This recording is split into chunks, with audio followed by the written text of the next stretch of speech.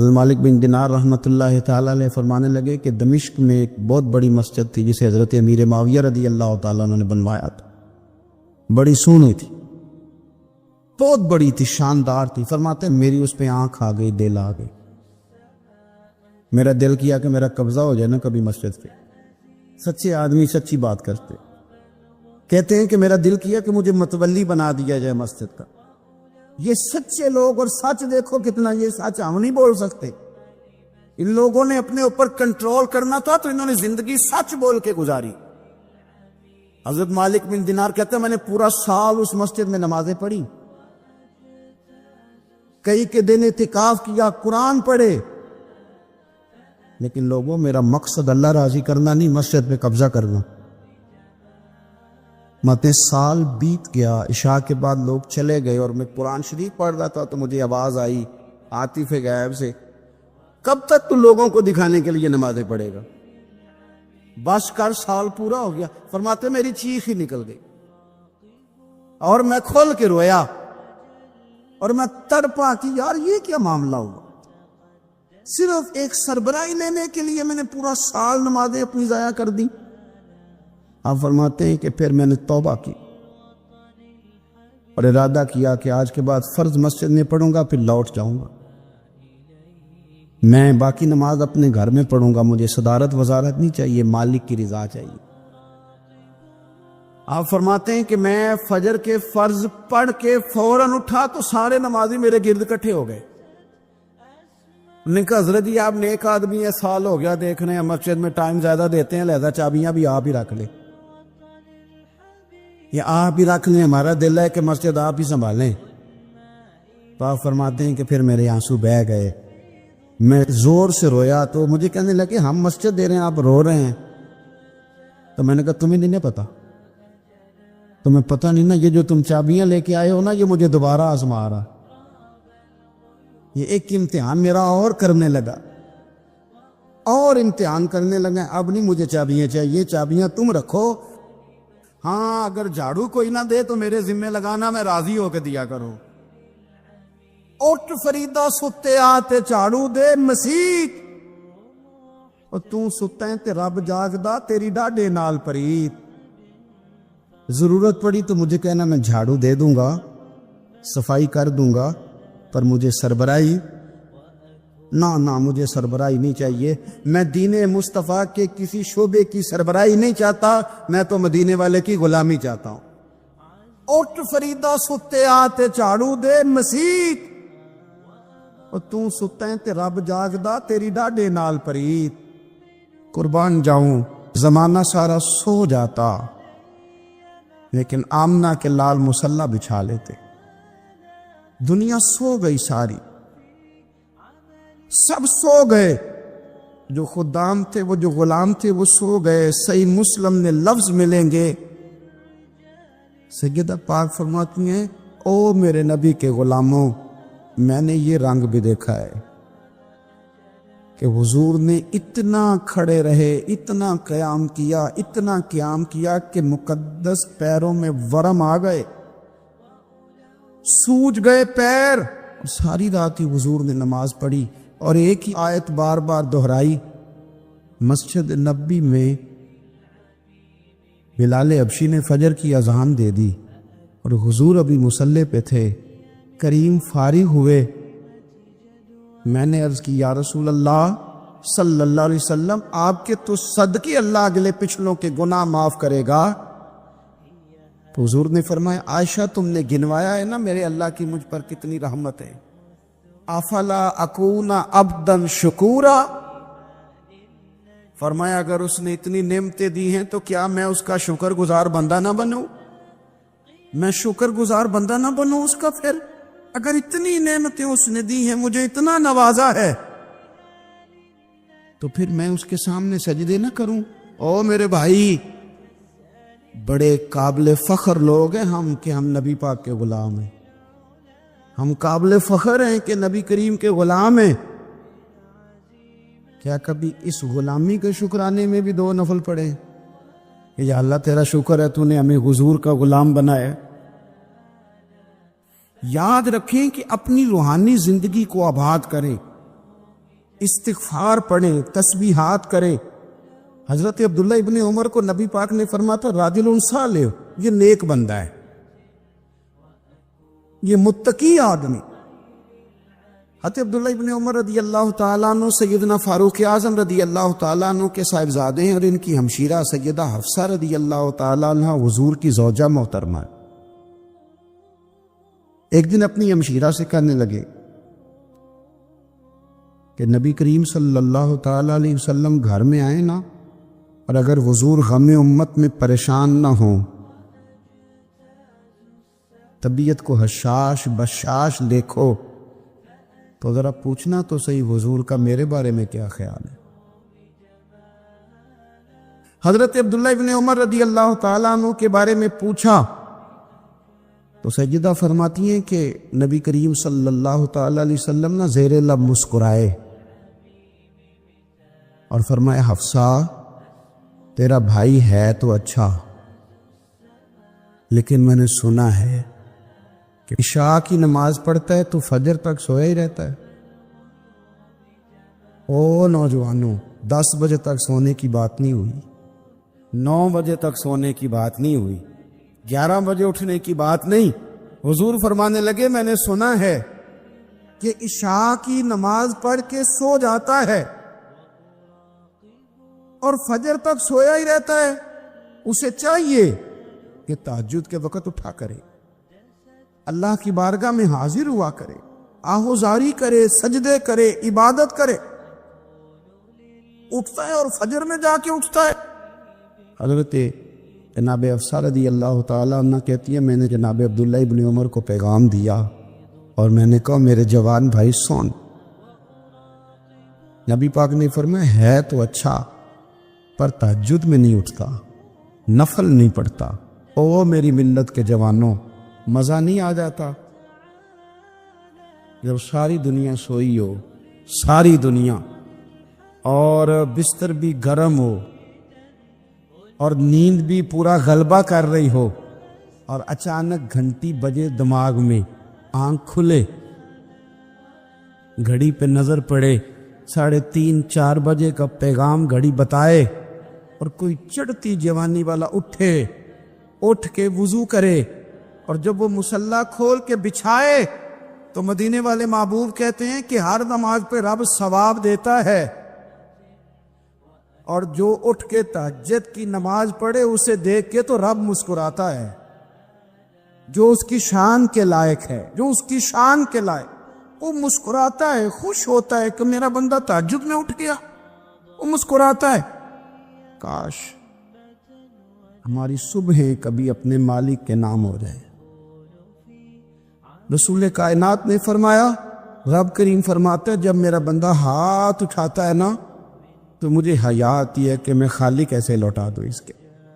اتنے بڑے بادشاہ کی بارگاہ میں اپنی روحانی زندگی آباد کریں، اپنے مصلی کو وقت دیں، اور دنیا سے چھپ کر اس موبائل کو بند کر کے اور اپنے آپ سے بھی چھپ کے اور تنہا ہو کے چھپا کے سارا کچھ اپنے آنسو اپنے رب کی بارگاہ میں پیش کریں، اس کے حضور حاضری دیں۔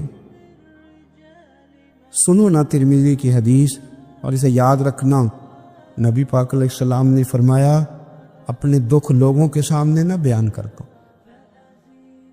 سیٹھوں نوابوں کو نہ بتاتے پھرتا، دنیا داروں کے سامنے جا کے نہ رونا کہ میں تکلیف میں ہوں، فرمایا اگر دنیا داروں کو دکھ بتاؤ گے رب تمہیں کبھی غنی نہیں کرے گا، اور لوگ ہیں کہ الٹا مذاق اڑائیں گے۔ آپ کی جس سے بڑی پکی یاری ہے نا، پکی، لوگوں کی تعلقات آپ کے ساتھ تب تک ہیں جب تک آپ ان سے کوئی ضرورت وابستہ نہیں کرتے۔ کریم محبوب فرمانے لگے بندوں کے سامنے دکھ نہ بیان کرنا، اللہ تجھے کبھی غنی نہیں کرے گا، تو اپنے دکھ اپنے رب کو بتا، تو دعائیں مانگ، تو اس کی بارگاہ میں حاضر ہو، تو اس کے حضور عرض کر۔ فرمایا اپنے دکھ اپنے رب کو بتا، وہ جلدی کرے یا دیر سے کرے تجھے ساری دنیا سے بے نیاز کر دے گا، تجھے کسی کا محتاج نہیں رہنے دے گا۔ حضرت ابو الحسن رحمۃ اللہ تعالی علیہ حضرت معاذ ابن جبل رضی اللہ تعالیٰ عنہ کے پاس بیٹھا کرتے تھے. فرماتے ہیں ان سے جو پیار بڑھا تو پھر میرا مصلی سے بھی بڑھ گئی. تابعین فرماتے ہیں صحابی رسول سے محبت ہوئی تو ذکر سے بھی ہو گئی، پھر درود شریف سے بھی ہو گئی. محبت ان سے بڑھی تو پھر اللہ نے مسجد کا پیار بھی بڑھا دیا.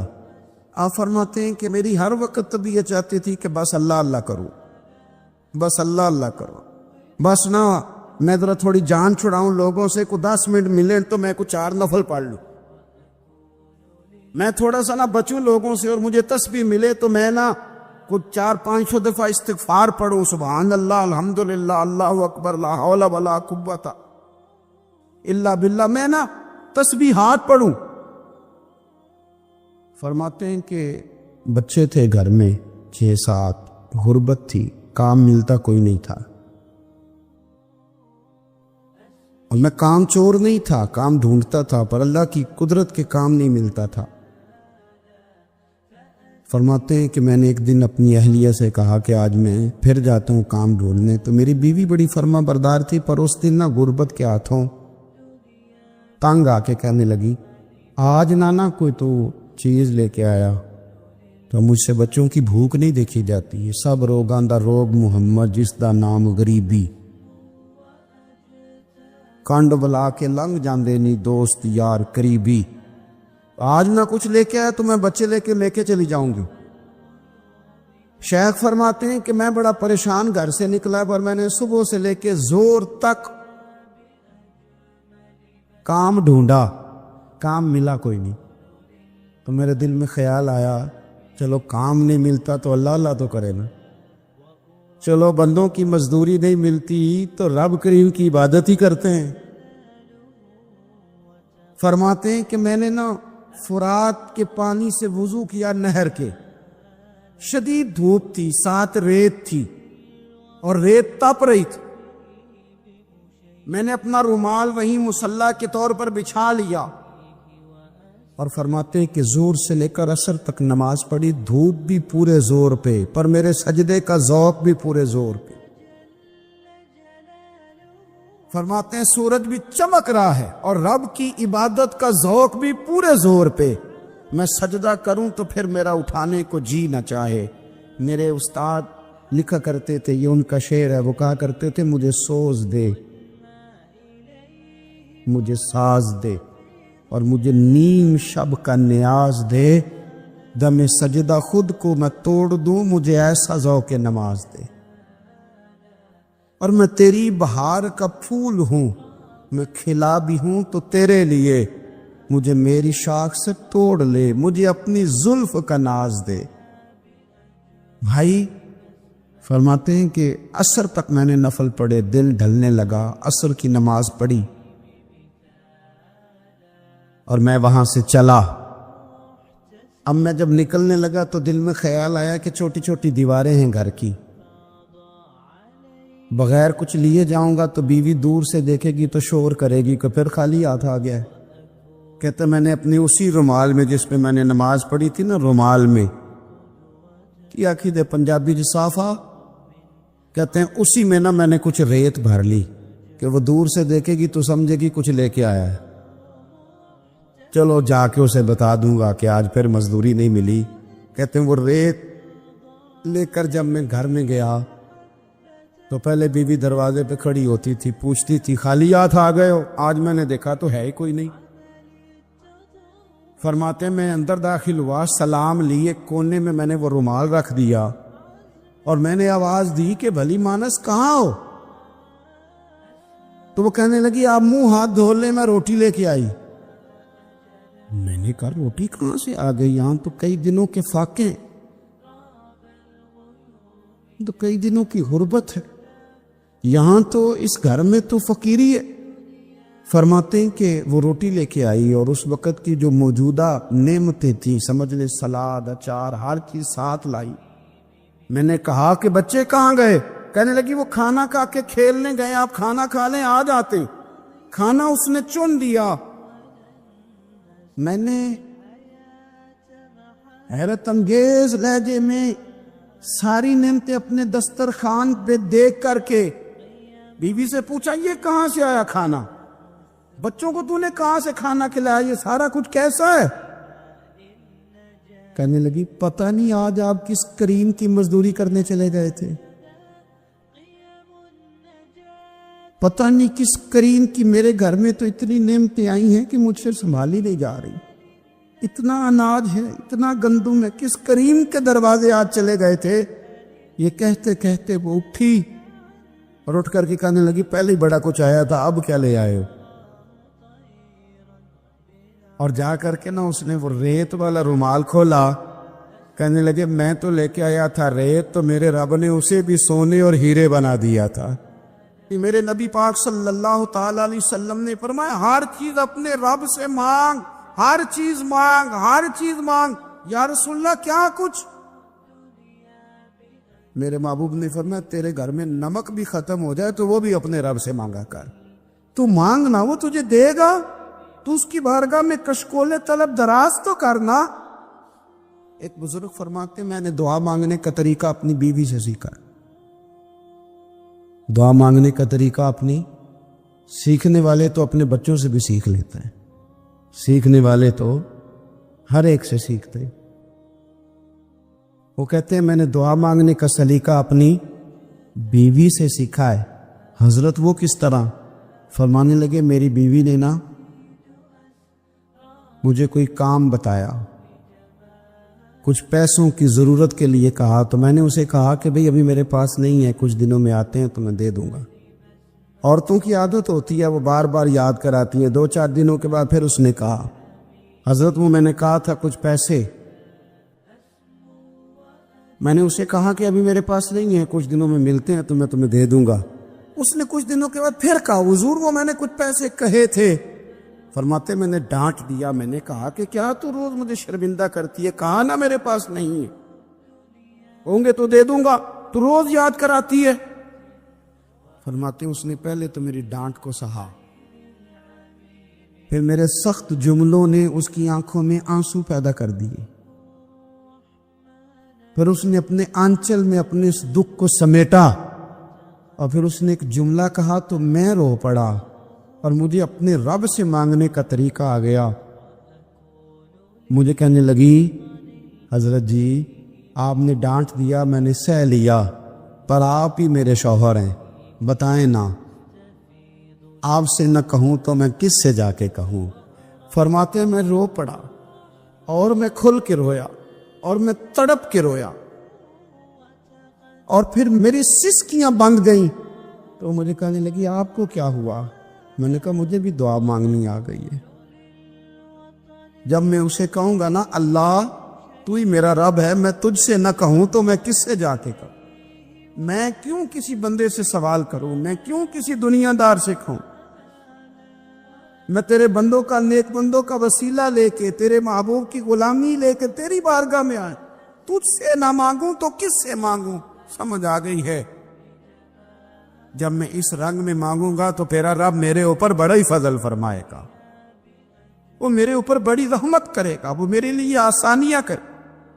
حضرت عبداللہ ابن عباس فرماتے ہیں میرے نبی پاک علیہ السلام نے میری تربیت فرمائی، حضور نے میری تربیت فرمائی، اور محبوب پاک علیہ السلام نے فرمایا عبداللہ یاد رکھنا، یہ نوجوان دوست میری بات لکھ لیں، پریشان لوگ میری بات لکھ لیں، جن کے پاس قوت فیصلہ نہیں وہ اس بات کو لکھ لیں۔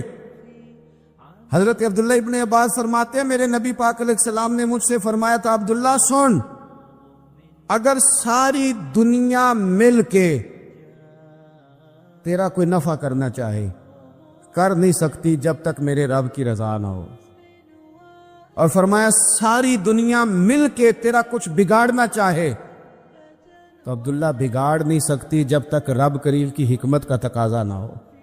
لوگوں سے ڈرنا، لوگوں کی طرف دیکھنا، ماحول دیکھ کے اپنے راہ کا تعین کرنا، ہر بندے کے خیالات کے مطابق ڈھلنے کی کوشش کرنا، فلانا نہ ناراض ہو جائے، فلانا نہ ناراض ہو جائے، وہ جس نے ہونا ہو جائے، بس رب رسول ناراض نہ ہو۔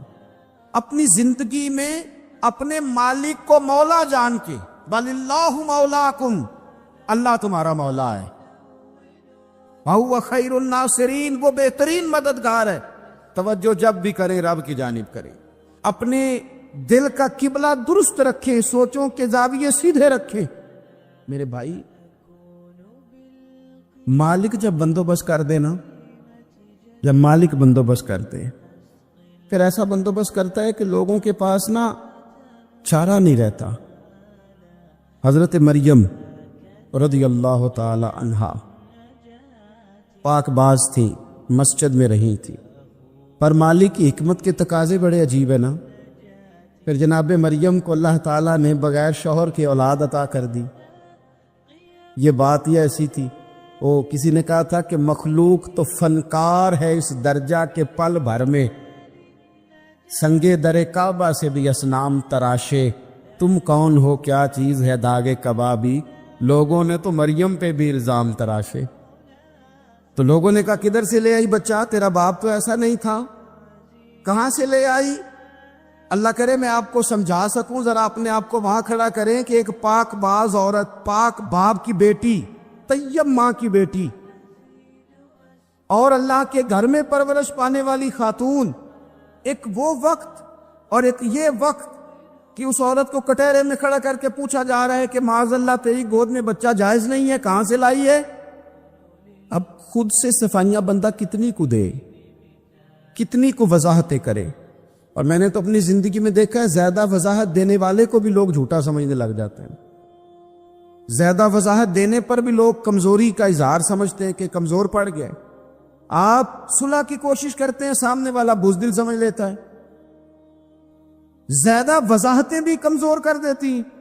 اب حضرت مریم کو کٹہرے میں کھڑا کر کے کہا بچہ کس کا ہے؟ تو پھر خدا بندوبست جب کرے، اللہ جب مددگار ہو، تو پھر حضرت مریم کی گواہی درختوں سے نہیں دلوائی، اس نے پتوں سے نہیں دلوائی، پھر فرشتے نہیں بھیجے۔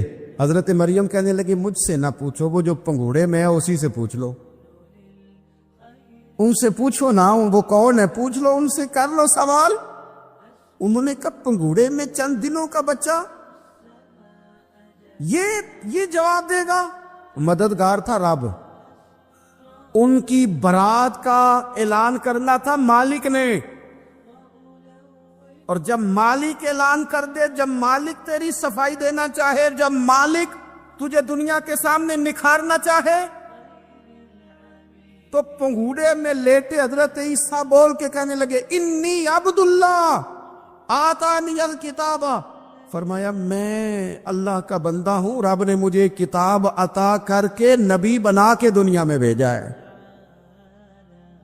میں اللہ کا بندہ ہوں، کتاب لے کے آیا ہوں، نبی بن کے آیا ہوں۔ پھر پنگوڑے سے اعلان ہو گیا، پھر بچہ بول پڑا۔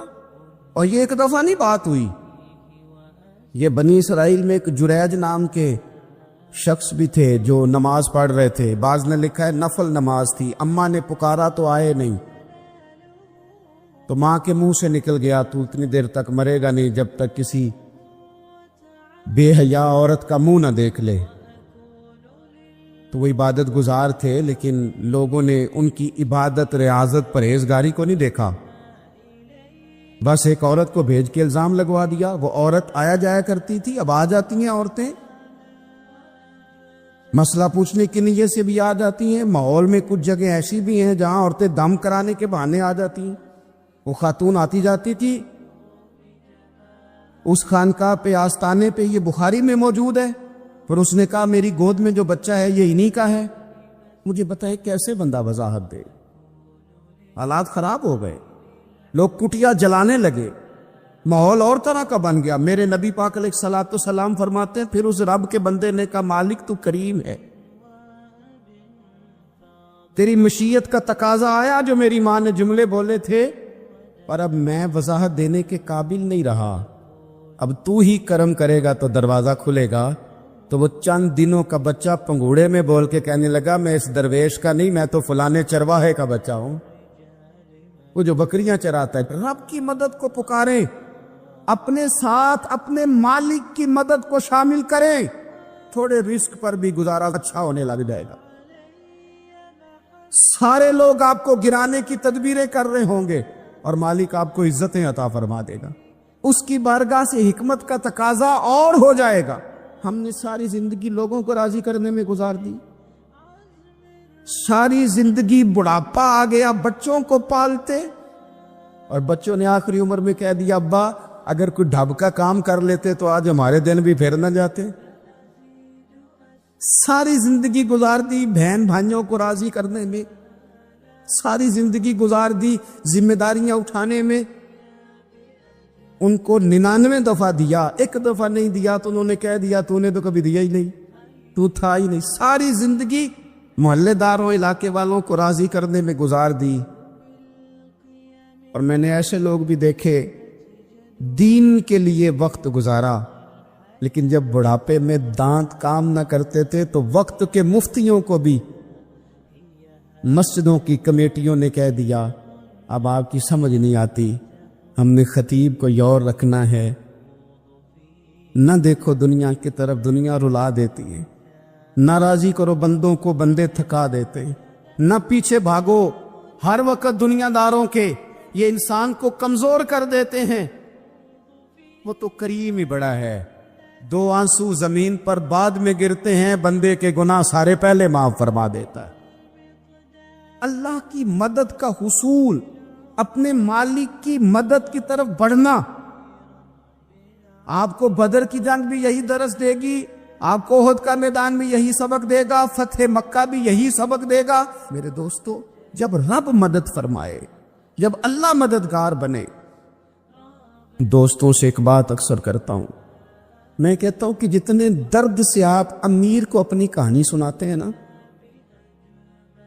اور جس طرح آپ کے آنسو بات کرنے سے پہلے گر جاتے ہیں کہ غریب ہیں، بچیاں ہیں، کاروبار نہیں، او میرے سنگیو، اس سے آدھے آنسو اپنے رب کی بارگاہ میں بکھیرو، اس کے حضور عرض گزار ہو جاؤ، اس سے طلب کرو۔ ایک وقت انسان پر زندگی میں ایسا آتا ہے کہ اسے یوں محسوس ہوتا ہے کہ میرا سایہ بھی ذرا سا پیچھے ہٹ گیا ہے، اسے یوں لگتا ہے کہ میں کسی سہارے پہ ہاتھ ڈالتا ہوں تو وہ بھاگ جاتا ہے مجھ سے، لیکن مالک کی بارگاہ ایسی عظیم بارگاہ ہے، رب رسول کے آستانے اتنے بڑے ہیں کہ آپ جب وہاں کشکول طلب دراز کرتے ہیں تو جھولی پھیلانے میں دیر لگتی ہے، ان کو بھرنے میں تو کوئی دیر نہیں لگتی۔ ہم نے اپنا سوچ کا قبلہ ہی دنیا کو بنا لیا ہے۔ یہ جو اللہ والوں کی مدد ہے، یہ تو یعنی اللہ ہی کی مدد ہے، لیکن یہ جو سیٹھوں کی طرف توجہ کرنا، نوابوں کی طرف توجہ کرنا، دنیا داروں کی طرف توجہ کرنا، اور اپنا مزاج اس طرح کا بنا لینا، یارو گردن کو جھکا دیتا ہے خیرات کا پتھر، جہاں میں مانگنے والوں کے سر کبھی اونچے نہیں ہوتے۔ اور اقبال کہتے ہیں غیرت ہے بڑی چیز جہانے تگ و دو میں، پہناتی ہے یہ فقر کو تاج سردارا۔ میں عرض کروں گا کہ اپنی آپ جب توجہ کا قبلہ اللہ رسول کو بنائیں گے تو رب فرماتے ہیں وَيَرْزُقْهُ مِنْ حَيْثُ لَا يَحْتَسِبُ، میں نہ تجھے وہاں سے رزق دوں گا جہاں سے کبھی تیرا گمان بھی نہیں کیا ہوگا، یہاں سے بھی مل سکتا ہے، تو نے سوچا بھی نہیں ہوگا۔ بخاری شریف میں حدیث ہے، حضرت جابر ابن عبداللہ فرماتے ہیں نبی پاک صلی اللہ علیہ وسلم نے 300 لوگوں کا ایک لشکر روانہ کیا کسی مہم کے لیے، کسی جہاد کے لیے۔ حضرت ابو عبیدہ بن جراح رضی اللہ تعالیٰ عنہ امیر لشکر تھے۔ فرماتے غربت اتنی زیادہ تھی، بھوک اتنی زیادہ تھی کہ ایک ایک کھجور دن میں ایک وقت کھانے کو ملتی تھی، اور کچھ دن ایسے آئے کہ اب کھجور بھی نہیں مل رہی۔ فرماتے اتنی زیادہ بھوک لگی مجاہدین کو، 300 بندہ پتے کھا کے گزارا ہونے لگے۔ یہ بخاری میں موجود ہے۔ آپ فرماتے کہ دریا کے کنارے ہمارا پڑاؤ تھا، ٹھہراؤ تھا، جب بھوک سے نڈھال ہو گئے نا، وَيَرْزُقْهُ مِنْ حَيْثُ لَا يَحْتَسِبُ، اللہ وہاں سے روزی دیتا ہے، گمان بھی نہیں ہوتا۔ فرماتے ایک مچھلی اللہ تعالیٰ نے دریا کے کنارے بھیجی، فرماتے ہیں وہ تھی تو مچھلی پر پہاڑ جتنی تھی۔ بخاری میں لفظ ہیں، حضرت جابر ابن عبداللہ رضی اللہ تعالیٰ عنہ فرماتے ہیں 300 آدمی 18 دن تک اس مچھلی کو کھاتے رہے، مچھلی ختم ہی نہیں ہوئی۔ مچھلیاں نہیں، مچھلی کہتے ہیں 18 دن 300 بندہ کھاتا رہا، مچھلی ختم ہی نہیں ہوئی. اور فرماتے ہیں کہ اس کی ہڈی نکال کے، کانٹا کہیں گے آپ اپنی زبان میں، کہتے ہیں وہ نکال کے نا تو اس کو کھڑا کیا نا جب، تو اونٹ کجاوے سمیت اس کے بیچ سے گزر جاتا تھا. 2 اس کے کانٹے جوڑے. فرماتے ہیں وہ اس کا گوشت ہم کھاتے تھے اور اس کی چربی بطور تیل کے ہم جسموں پہ ملتے تھے، بیماروں کو اس سے سکون آتا تھا، تندرستی شفا ہوتی تھی. فرماتے ہیں ہم کھایا بھی ہم نے، اور کچھ لے کے ہم مدینے بھی گئے، اور قربان جائیں نبی پاک نے بھی اس میں سے کھایا. ہم نے عرض کی حضور یہ معمہ کیا ہے، یہ ماجرا کیا ہے؟ تو محبوب نے فرمایا تمہارے پاس غذا نہیں تھی، رب نے تمہارے لیے بندوبست کیا ہے، اللہ نے تمہیں دیا ہے. مکان شروع کر لیا ایک صاحب نے، وہ مکان بنانے لگے. اب وہ حساب لگا رہے ہیں، کہتے ہیں میرے پاس اتنے پیسے ہیں، اتنے میں نے فلانے دوست سے کہنا ہے اس نے دے دینے، اتنے فلانے رشتہ دار سے کہنا ہے اس نے دے دینے، اتنے فلانے سے کہنا ہے اس نے دے دینے. یہ ساری کاپی بنا کے مکان شروع کر لیا. جو روز کہتا تھا نا کوئی حکم ہو جاتے دسی، سب سے پہلے اس کو کہا میاں پیسے چاہیے دین. وہ کہندا ہو کل ہی منڈا ٹوریا ہے، کدے تو پرسوں 10 داتے لب جانے سن. میں آپ کو اپنے تجربے کی بات بتا رہا ہوں. یہ لوگوں کا خیال ہوتا ہے نا کہ آپ سٹارٹ کریں فلانا کام، ہم آپ کے ساتھ ہیں. اللہ کا ہی کوئی نظام ہے، وہ بالکل بھی نہیں ساتھ ہوتے. لیکن ایسا نہیں ہے کہ کوئی ساتھ نہیں ہوتا. اللہ تعالیٰ بڑے اسباب پیدا کرتا ہے، وہاں سے دیتا ہے جہاں سے گمان بھی. ہمارا یہ ذہن بن جاتا ہے ہم ساری اپنے حساب سے چلتے ہیں، اتنے رشتہ داروں سے، اتنے کون آپ کے ساتھ چلے گا، سوال ہی نہیں پیدا ہوتا. یہ سارے کام چھوڑ کے سب سے پہلے 2 رکعتیں پڑھو، اپنے رب کی بارگاہ میں رسول کائنات